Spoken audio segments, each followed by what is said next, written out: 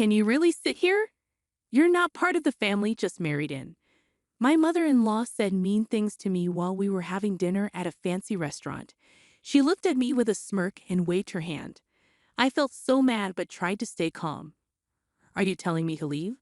I asked her. I was shaking with anger. Just as I was about to get up and leave, my mother-in-law stopped me. Hold on, if you're leaving early, who's going to pay the bill? Give me the money. She said it with a proud look on her face. I smiled back at her and said, why should I pay for someone I barely know? My name is Maya, and I'm 29 years old.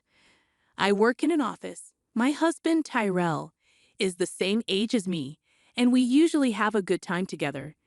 But there's one problem, my mother-in-law. She's always trying to control me and make me do things her way. My mother-in-law lives close by, so she often visits our house without being asked and keeps complaining about everything. She always has something to say about my cooking, saying it's not good enough for her son. She also criticizes how I keep the house, calling me a failure. Even though she knows I work during the day, she comes in the evening and mocks me for being at home. But she acts differently when my husband is around, so he doesn't believe me when I tell him about her behavior. He thinks she's fine because he hasn't seen her being mean to me. She seems normal at first, so my husband doesn't understand how bad it really is. Now things have gotten worse. She even has a key to our house that my husband gave her, and she uses it to come in whenever she wants, complaining about cleaning and cooking. She also talks badly about me to our neighbors. It's just one thing after another with her. I've been telling my husband for a while now that I want us to move far away from my in-laws, but he's been too busy with a big project at work to take me seriously. Then something good happened. My husband got a promotion. His project was a big success, so he got promoted and he'll be making more money now. Now that we're making more money, what do you think about starting a family? But if we're going to have kids, I want to live in a place that's good for them. There aren't many places for kids to play around here, and not many daycare centers. Don't you think it's time we moved? Finally, my husband agreed that we should move. I was happier about this than I was about his promotion, but that happiness didn't last long. The next day, my mother-in-law showed up at our house unannounced like usual. I was annoyed, thinking she was going to nag me again, but this time it was different. I want to celebrate my son's promotion by taking him to a fancy restaurant. It's really expensive, but the food is great, and everyone there is very nice, she said. That sounds nice. Good for you, I replied. You're still not very friendly, she said.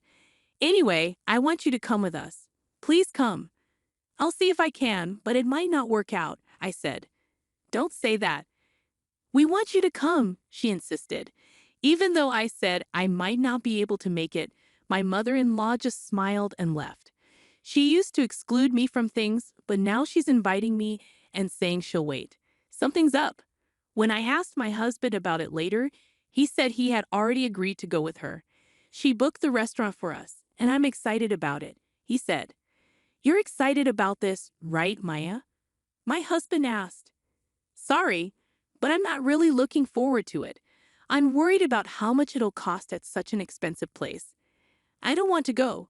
Just tell them I'm busy and have fun without me, I replied. Why are you being so negative? Plus, it's not just us going. My brothers and their wives will be there too. It wouldn't be right if you didn't come and celebrate with the whole family, my husband said, eager for us to go to the fancy restaurant. He really wanted me to go, even though I didn't want to. He didn't seem to listen to me anymore. If he believes his mom more than me, I'll use the voice recorder I bought online to record her being mean to me. I thought to myself, she's probably going to be mean to me at the celebration too.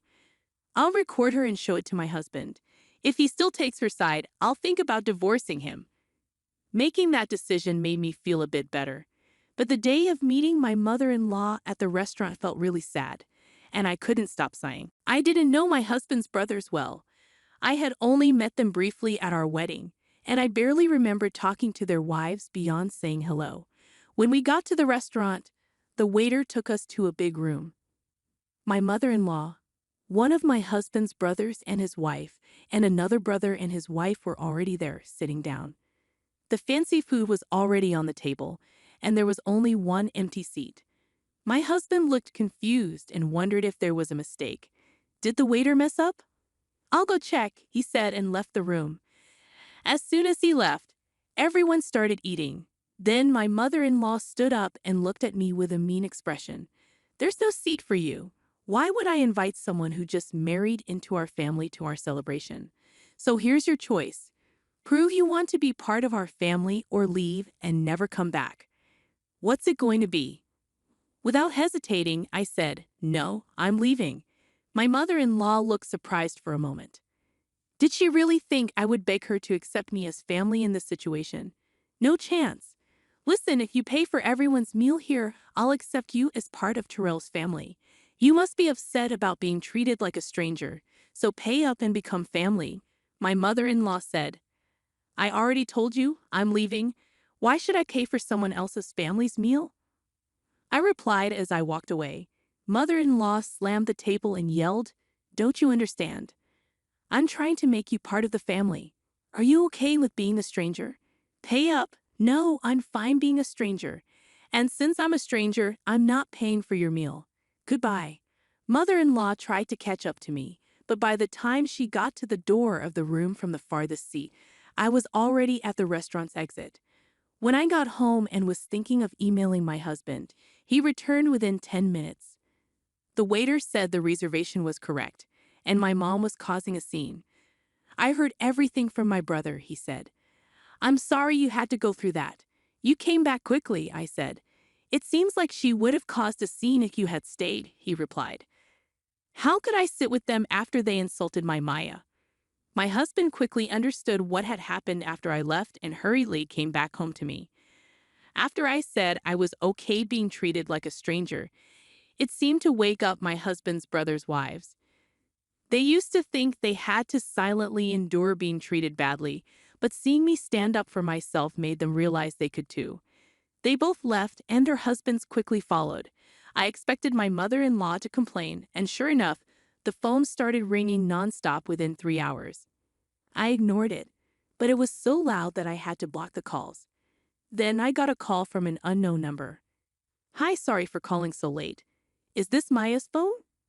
The person on the other end said he was a police officer from the nearby police station. He told me that after everyone left, my mother-in-law tried to eat and then wanted me to pay the bill later, but the restaurant didn't want to deal with her after the scene she caused. They refused to let her pay later, thinking I wouldn't come back after leaving so angrily. My mother-in-law then called me to come back and pay, but I ignored all her calls. The restaurant suggested she pay with a card. But my mother-in-law didn't have a credit card and didn't have enough cash to pay for everyone's meals. She tried calling other family members to help, but nobody picked up.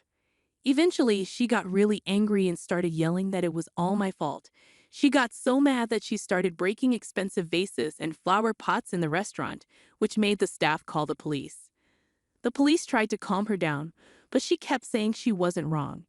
The restaurant didn't just have an unpaid bill but also had to deal with a difficult customer, so they asked someone to take her home. Feeling bad for ignoring the police's calls, we reluctantly went back to the restaurant.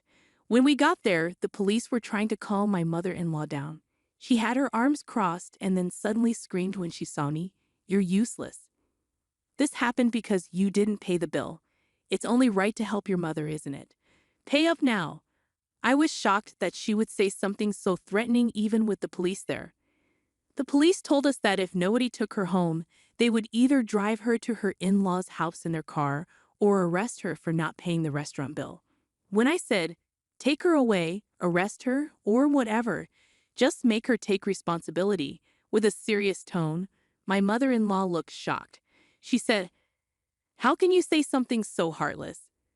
I can't believe it. Just pay the bill. It's not good to have a family member arrested." I replied, "I don't care. I'm not family, and I don't want to be around someone who acts crazy and causes trouble." As I tried to leave the restaurant and let the police handle it, my husband, who had been quiet, gave me a stern look. He said, "I know what happened to Maya was wrong, but is it really worth getting arrested over?" I replied, "That's not the point. She's in trouble because she didn't pay the bill and caused a scene. It has nothing to do with me. Or are you saying it's my fault for not paying for 6 people's meals even though I didn't eat?" My husband didn't say anything, but he walked past me and went to talk to the police and the restaurant staff. I knew what my husband was going to do when he walked away, so I called out to him, "If you pay for her meal and make it up to her, we're getting divorced." Think about that. But my husband didn't say anything and took out his wallet. I sighed and left the restaurant. I walked home, packed my things, and got ready to leave. Just before the day changed, my husband came back. He said, "Mom's not getting arrested." It turns out she was really wrong. The restaurant said they'd forgive her if I paid them back and promised she wouldn't come back. I didn't have enough money, so I called my brothers for help. My husband kept talking about what happened after I left, looking tired. Maybe because I didn't react much, he came over to me looking upset. "What's with the bags?" he asked. "I'm getting ready to leave because we're getting divorced." "I told you if you took her side, we'd get divorced. You can't pretend you didn't hear me," I said to my husband as he watched me pack with surprise. Then he started shouting, "What's going on today? You've been acting weird all day. I know Mom did something bad, but why do we have to get divorced? I already told you I'm being mistreated, and even when you see proof and hear others talk about it, you still choose your almost arrested mom over me. Is it weird that I want to divorce someone like that?" "I've had enough," I replied. My husband kept talking, but I didn't really listen. I got ready to leave and also got the paperwork for the divorce. The next morning, I got the divorce papers and signed them right away. My husband didn't want to get divorced, but when I said I'd get a lawyer, he reluctantly signed. Then I submitted the papers. Finally, I could go back to being a stranger. Later, my husband moved out and went to live with his parents. He used to rely on me for most of the housework, so without me, the house became a mess. He didn't like the messy house and decided to cancel the apartment lease and go back to his parents' home. The older and younger brothers ended up doing the same. When my husband asked them for help with paying back the restaurant, they got into big fights with their wives. The wives said they shouldn't have to pay for something that wasn't their fault, but the brothers used their own money to help their mom without asking their wives. And they believed their mom's words that their wives were being unreasonable and might get them arrested. Seeing them disrespect me made their love for their wives fade away, and they were faced with divorce right then and there. They also went back to their parents' home, saying they didn't want to do housework. So in the end, my mother-in-law and the 3 childish brothers all went back to their parents' house. Now there could talk of the neighborhood, with everyone saying the brothers were abandoned by their wives. Mother-in-law calls it nonsense and tries to explain how useful and ungrateful we wives were. The husbands heard the story and just nodded smugly, saying, "I knew it was the wife's fault." Divorcing them was the best choice. Luckily, I had good relationships with my neighbors, and nobody believed those stories. Mother-in-law earned a reputation as a mom who didn't do a good job raising her sons, and the husbands were known as mama's boys who always took their mother's side instead of supporting their wives. Even though my angry mother-in-law and the husbands tried to reach out to me, I had changed my contact details and moved to a new place. They couldn't find us in the end and are probably still grumbling about it. Not having to deal with my mother-in-law's stress is a big relief, and making new friends has made a big difference too. During the divorce, I became friends with the ex-wives of my husband's brothers. We bonded over our shared frustrations with my mother-in-law. Now we often hang out, go out to eat, and shop together on weekends. I might even have to thank my ex-husband for introducing me to such wonderful friends. It's great to be free to do what we want now. It might seem obvious, but it feels really freeing. I want to live our lives without getting involved with people like my mother-in-law. I'm grateful to my new friends. If it weren't for them, I might still be living alone. They've made me feel happy and not lonely. I'm truly thankful, and I hope our friendship lasts forever.